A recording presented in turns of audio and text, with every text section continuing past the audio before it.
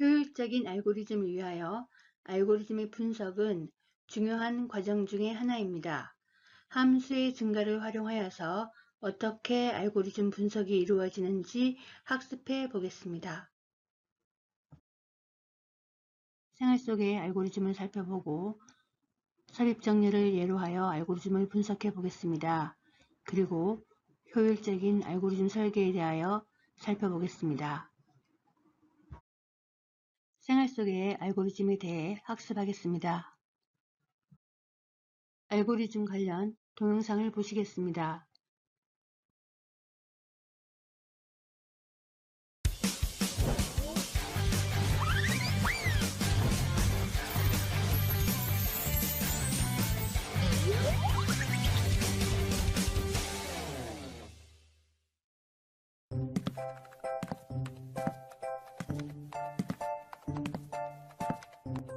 마루야, 어? 불렀어? 내일 도서관 같이 갈래? 당연하지.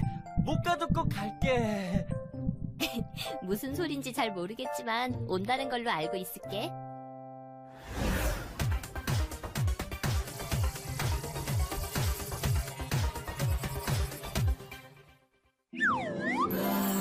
봄은 갑자기 찾아온다고 했던가.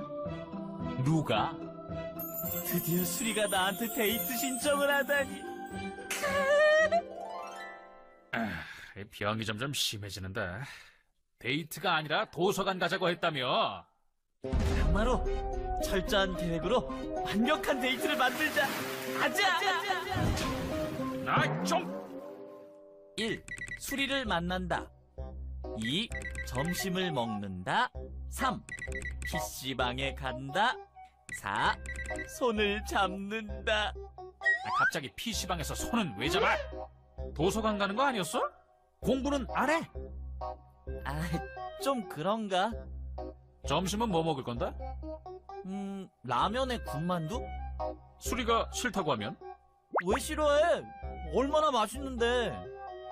아이고, CPU와 봐라.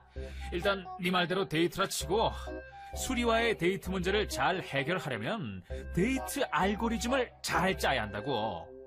알고리즘? 원투 원투 예! 알고리즘! 수리가 소프트웨어 좋아하는 걸 알면서 예습은 전혀 안 해? 나한테는 찬스 네가 있잖아. 찬수라고, 찬수! 구찬수! 응? 이게 안 되지? 야, 하도 당해서 나도 헷갈렸다. 왠지 손해보는 것 같지만 일단 알려주마. 먼저 알고리즘이 뭔지 뜻부터 알아볼까? 알고리즘은 문제를 해결하기 위한 순서와 방법을 뜻해.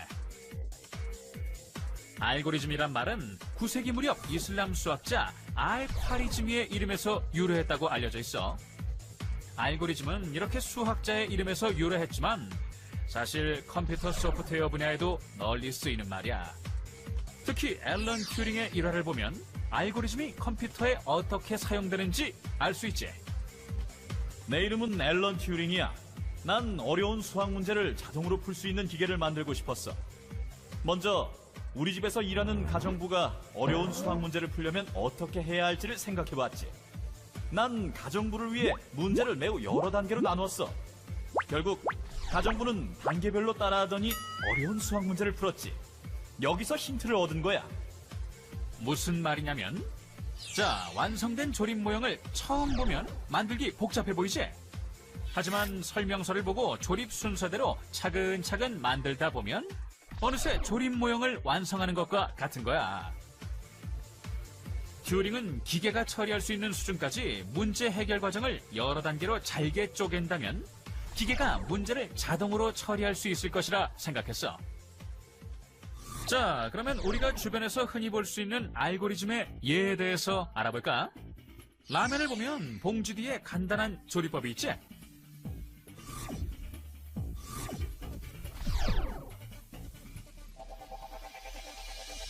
다른 예를 들어볼까? 종이 비행기 한 번쯤 접어본 적 있을 거야. 종이 비행기 만들기라는 문제를 해결해주는 알고리즘이 바로 종이 비행기 접는 순서라고 할 수 있지. 알고리즘은 이처럼 문제를 해결하기 위한 과정이야. 올바른 순서대로 문제에 알맞은 방법으로 알고리즘을 만드는 것이 중요해. 알고리즘 뭐 별거 없네. 그러니까 문제 해결을 위해 순서와 방법을 잘 짜라는 거지? 뭐 그런 거지. 그런데 단순하게 순서만 잘 짜는 게 아닌 것 같은데. 아까 수리가 만약 다른 걸 고른다면 어떻게 할 거냐고 했었잖아. 그러니까 전략적으로 짜야지. 그게 바로 알고리즘이라고. 먼저 엘리베이터를 예로 들어볼까? 엘리베이터는 여러 층에서 제각각 층별 버튼을 누른 후 타게 되지. 이때 문제는 어떻게 하면 가장 짧은 시간 동안 많은 사람들을 원하는 곳으로 이동시킬 수 있는가야. 만약 엘리베이터가 1층에 있을 때 10층에서 내려가기 버튼, 5층에서 내려가기 버튼을 누른다면 어떻게 해야 할까? 그래, 10층에 가서 사람을 태운 후 5층에서 한 번 더 태운 후 1층으로 내려오는 것이지. 1층에서 5층으로 갔다가 내려와서 다시 10층에 가는 것은 그만큼 시간과 전기를 소비하는 것이니까 말이야. 이렇게 엘리베이터에도 알고리즘이 담겨 있다고. 만약 우리가 재활용품 분리수거 기계를 만든다고 하면 어떤 알고리즘으로 만들어야 할까? 여러 가지 방법이 있겠지만 하나 예를 들어볼게. 재활용품을 넣는다. 크기가 가로 세로 각각 15cm 이하면 통과, 아니면 다시 뱉어낸다. 통과 후 재활용품이 맞는다면 플라스틱은 A, 종이는 B, 캔은 C로 간다. 재활용품이 아니라면 D로 간다. 이런 식으로 알고리즘을 만드는 거야. 문제를 해결하고자 할 때는 문제에 따라 여러 가지 기법이나 전략을 사용할 수 있다는 사실. 그것만 명심한다면 알고리즘의 고수가 될 수 있다고. 아, 문제에 따라 알고리즘도 달라진다는 거지? 맞아. 같은 문제라도 알고리즘은 조금씩 다르게 짤 수 있어. 마치 라면을 끓일 때 사람에 따라 면을 먼저 넣거나 스프를 먼저 넣는 것처럼 말이야. 수리다. 영쌤 공지. 뭔데? 자연어로 문제를 내면 순서도와 의사 코드로 표현하는 시험을 볼 테니 준비할 것. 자연어, 순서도, 의사 코드? 순서도는 순서 그림 같긴 한데 자연어는 혹시 붕어, 잉어 같은 물고기? 마루, 지금 자연어 보고 붕어, 잉어 생각한 거 아니지? 처음에 자연어 보고 장어 사촌이냐고 했던 게 누구더라? 내가 언제? 도둑이 재발절이나 보네? 뭐야? 그만, 둘이 싸우다 정들겠다. 설마. 내 말이! 의사 코드의 의사는 치료하는 의사가 아니라는 말을 왠지 하고 싶군. 나도 알아, 의사 코드. 누가 뭐라고 했나? 재발절인 도둑이 하나 더 있는 모양이군. 에이, 사실은 몰라. 모르는 건 부끄러운 게 아니야. 모르면 배우면 되지. 모르면서 아는 척하는 게 더 부끄러운 거야. 그래도 수리 앞에선 아는 척 할 거야. 일상생활의 등교 시간을 분석해 보겠습니다. 집에서 지하철역까지 6분, 지하철을 타면 학교까지 20분, 강의실까지 걸어서 10분이 걸립니다. 등교 시간을 분석해 보겠습니다. 등교를 위한 알고리즘입니다. 문제는 가천이의 학교 등교하기입니다. 해결 방법은 집에서 학교까지의 교통수단을 정리합니다. 알고리즘 과정은 다음과 같습니다. 첫 번째, 집을 나서고 두 번째, 도보로 지하철까지 이동합니다. 세 번째, 지하철을 타고 네 번째, 학교에 도착합니다. 그리고 다섯 번째, 강의실까지 이동합니다. 등교 시간의 분석은 최선의 경우, 최악의 경우, 평균 시간으로 살펴볼 수 있습니다. 최선의 경우 집을 나와서 6분 후 지하철역에 도착하고 운이 좋게 바로 열차를 탄 경우입니다. 최선의 경우 등교 시간은 36분이 걸렸습니다. 최악의 경우에는 열차에 승차하려는 순간 열차의 문이 닫혀서 다음 열차를 기다리게 됩니다. 다음 열차까지 4분의 지연 시간이 걸렸습니다. 최악의 경우 등교 시간은 36분에다가 4분을 추가한 40분이 걸리게 됩니다. 평균 시간은 대략 최악과 최선의 중간으로 봤을 때 38분으로 살펴볼 수 있습니다. 생활 속의 알고리즘 예로서 가천이의 도서 정리하기입니다. 책상 위에 5권의 전공 서적이 흩어져 있습니다. 책장에 서적 번호를 기준으로 오름차순으로 정리합니다. 도서를 정리하기 위한 알고리즘입니다. 첫 번째 케이스로서 무작위로 도서를 집어서 책장에 꽂는데 바로 손에 잡히는 가까운 도서를 선택합니다. 이때 책장의 도서를 하나씩 비교하면서 도서의 순서를 찾습니다. 책장은 현재 비어 있습니다. 가장 가까운 북2를 책장에 넣었습니다. 이제 다음으로 가까운 북1을 책장에 넣었습니다. 북1과 북2의 비교가 이루어집니다. 비교해보니 북2의 순번이 크기 때문에 순서가 바뀌어야 합니다. 책장에 꽂은 두 도서가 북1, 북2의 순으로 정리가 되었습니다. 가장 가까운 북3를 책장에 넣었습니다. 이미 북1과 북2가 정렬된 순서로 배치되었기 때문에 가장 오른쪽에 있는 도서와 현재 선택한 도서를 비교하시면 됩니다. 북3와 북2를 비교하였습니다. 북3가 더 크기 때문에 순서에 변경 없이 꽂을 수 있습니다. 다음으로 가까운 북4를 책장에 넣었습니다. 비교만 발생하고 순서는 바뀌지 않습니다. 마지막 남은 북5를 북4와 비교하여서 다음 순서에 꽂을 수 있었습니다. 최종 도서가 정리되었으며 원하는 3번 도서를 한 번에 쉽게 찾을 수 있었습니다. 분석을 해보면 4번의 비교와 한 번의 교환이 발생하였습니다. 도서 정리를 위한 두 번째 케이스입니다. 무작위로 도서를 집어서 책장에 꽂는데 손에 잡히는 멀리 있는 도서 중에서 선택하였습니다. 이때 책장의 도서를 하나씩 비교하여서 도서의 순서를 찾습니다. 현재 책장은 비어 있습니다. 가장 멀리 있는 도서 북5를 책장에 꽂았습니다. 북5와 북4를 비교하여서 현재 멀리 있는 북4를 책장에 꽂았습니다. 순번이 북4가 더 작기 때문에 도서의 순서가 바뀌었습니다. 북3를 책장에 꽂으려고 합니다. 북5와 북3를 비교하고 순서를 바꾸겠습니다. 그리고 북4와 북3를 비교하고 순서를 바꾸었습니다. 두 번의 이동이 발생하였습니다. 이제 북1을 책장에 꽂으려고 합니다. 북5와 북1을 비교하고 순서를 바꾸었습니다. 북4와 북1을 비교하고 순서를 바꾸었습니다. 그리고 북3와 북1을 비교하고 순서를 바꾸었습니다. 세 번의 이동이 발생하였습니다.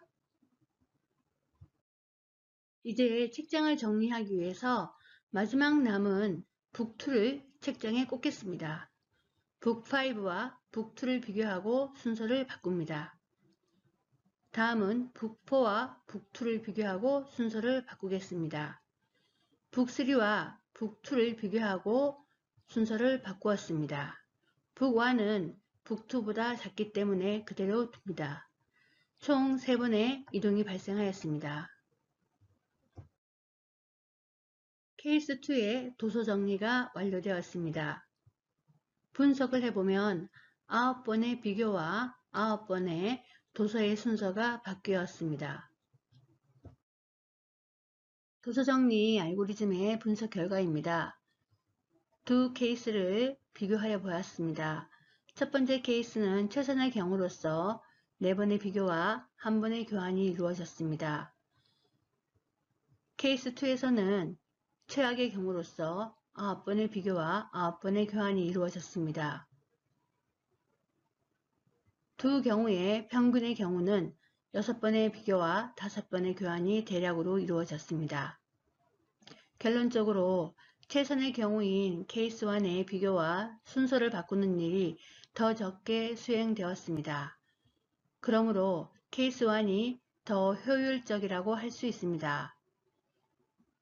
이는 좋은 시나리오가 필요하다는 것을 의미합니다. 즉, 효율적인 알고리즘이 필요합니다. 다음은 컴퓨터로 개선할 수 있는 생활 속의 알고리즘 예입니다. 장학생을 선발해 보겠습니다. 김가천 교수는 학생 5명의 성적을 기준으로 최상위 학생에게 100만원의 장학금을, 차상위 학생에게는 50만원의 장학금을 지급하고자 합니다. 어떻게 선정하면 좋을까요? 학생 성적 정보는 다음 표와 같습니다. 장학생 선발 알고리즘입니다. 학번을 기준으로 입력받아서 순서를 내림 차순으로 정렬하고 최상위 정보를 선택합니다. 케이스 1에서는 현재 비교 공간은 비어 있습니다. 그리고 초기 상태입니다.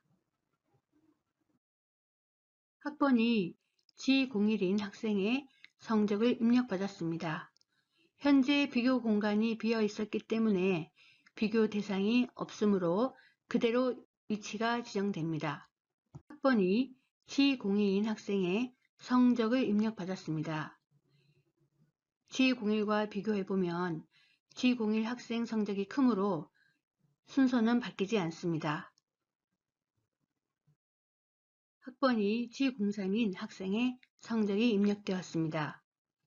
G02와 비교해보면 G02 학생 성적이 크므로 그대로 순서가 놓입니다.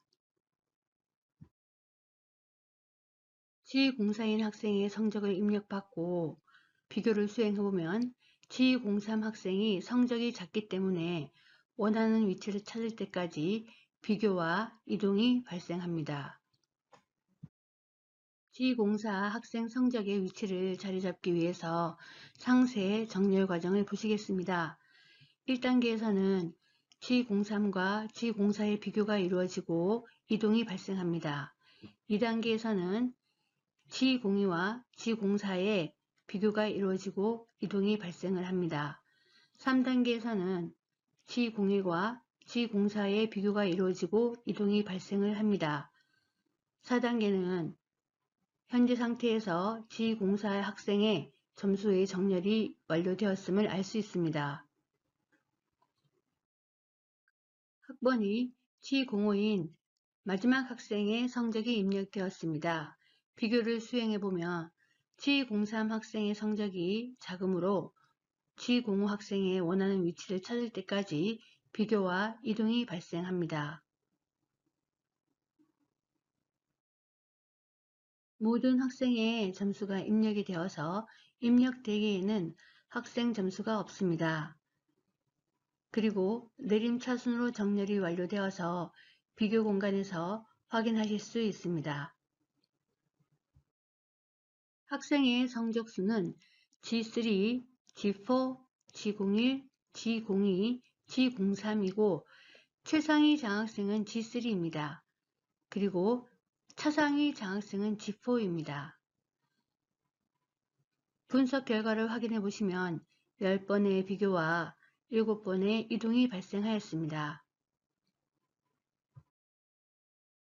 구분 정보를 학생 이름이라고 할 때에 역순으로 입력받았습니다. 그리고 성적은 내림차순으로 정렬하고 최상위 정보를 선택하였습니다. 장학 선발의 케이스 2로서 현재 초기 상태로서 비교 공간은 비어 있으며 입력 대기에는 학생들의 정보가 있습니다. 학생 A의 성적이 입력되었습니다. 현재 비교 대상은 없습니다. 학생 B의 성적이 입력되었습니다. 학생 A와 비교했을 때 학생 B의 값이 작으므로 입력한 그대로 놓입니다. 다음은 학생 C의 성적이 입력되었습니다. 학생 B와 비교했을 때의 비교값이 작으므로 입력한 그대로 놓입니다. 이제 학생 D의 성적이 입력되었습니다. 학생 C와 비교해 보면 비교값이 크기 때문에 이동이 이루어집니다. 다음은 마지막 학생인 학생 E의 성적이 입력되었습니다. 학생 C와 비교하면 값이 크기 때문에 이동하고 다음에 학생 D와 비교하고 값이 크기 때문에 이동하게 됩니다.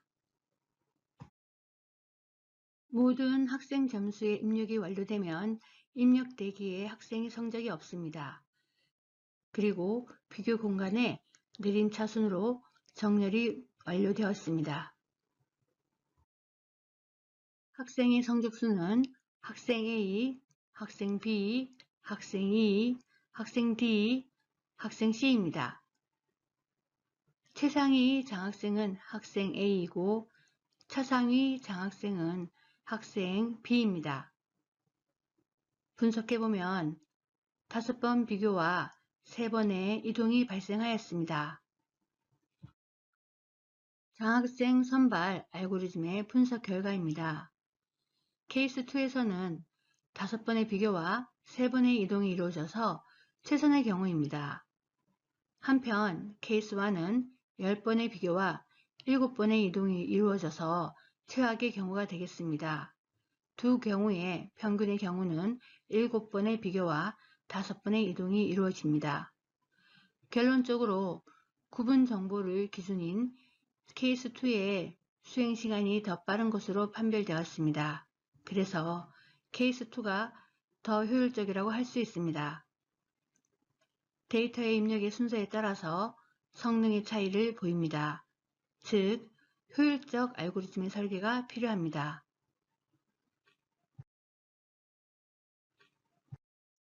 스스로 해보기입니다. 다음 월별 매출액에 대해서 내림차순으로 정렬해 보세요. 그리고 매출액이 가장 큰 월은 몇 월일까요? 비교와 이동 횟수는 몇 번인지 알아보세요. 10초 드리겠습니다.